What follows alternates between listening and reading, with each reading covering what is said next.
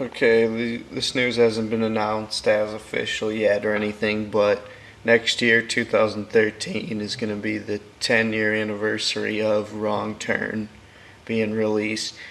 And the director of the last three ones, Declan O'Brien, made a suggestion that there would be a sequel.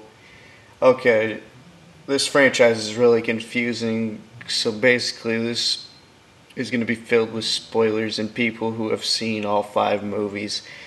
If you have an understanding of it, that the first three were actual films of continuation onto the characters. By the third film, Three Finger was like the only villain that they ended up showing as a regular returning character.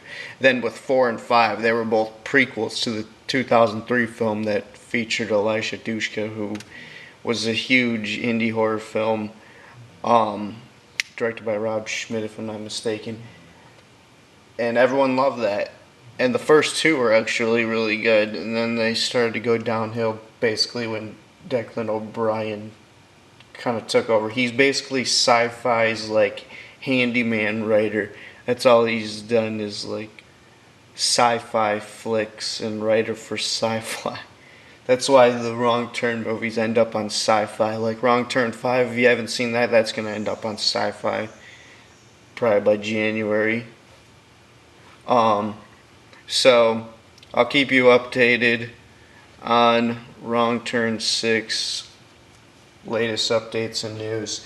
Like I said, he suggested that Rita, the only surviving character, because the fifth one was a prequel, might return as a blind protagonist, where he says in the special features of the DVD.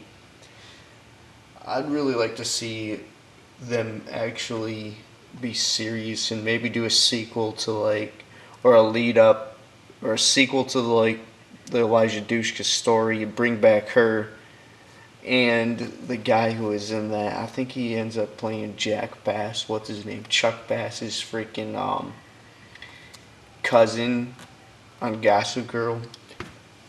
But they would come back to this sci-fi bullshit.